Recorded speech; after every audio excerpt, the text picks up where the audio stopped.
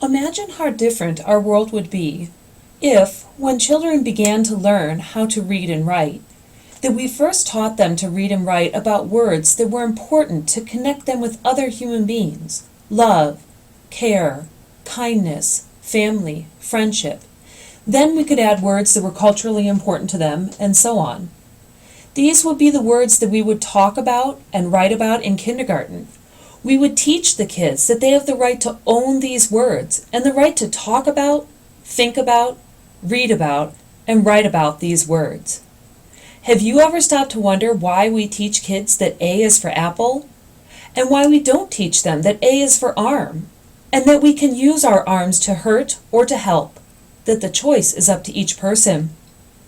These thoughts embody the praxis of critical theory in educational settings. At its core, critical forms of research call current ideology into question and initiate action in the cause of social justice. In the type of inquiry spawned by the critical spirit, researchers find themselves interrogating commonly held values and assumptions, challenging conventional social structures, and engaging in social action. Crotty, 1998, page 157. Researchers who engage in critical inquiry do so primarily to uncover assumptions and rationales behind actions, with the goal of enlightening themselves and others through reflection to hidden power structures and imbalances. To better understand critical theory, Crotty often puts it in juxtaposition to interpretivism.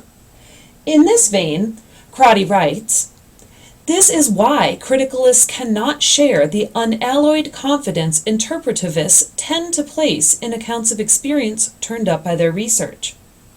Where most interpretivists today embrace such accounts as descriptions of authentic, lived experience, critical researchers hear in them the voice of an inherited tradition and a prevailing culture." Page 159. Crotty continues to explain that when people justify the current state of power structures, whether they are structures of economics or of thought,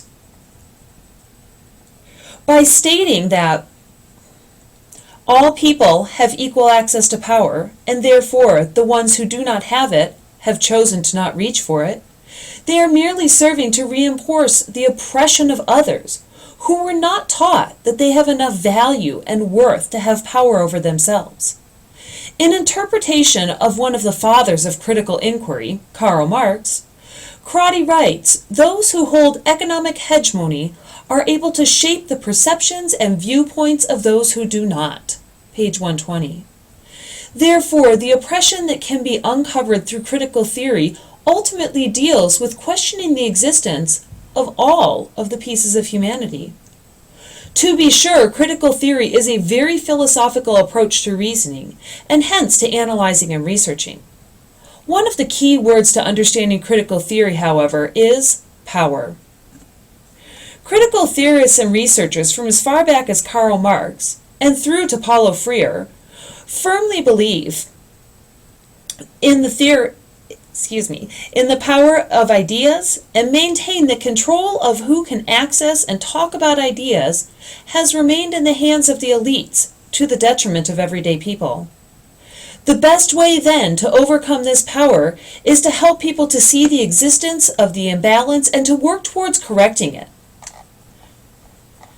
Critical theory and research is always viewed as action towards this goal of emancipation, and its action comes in the form of thought and open dialogue.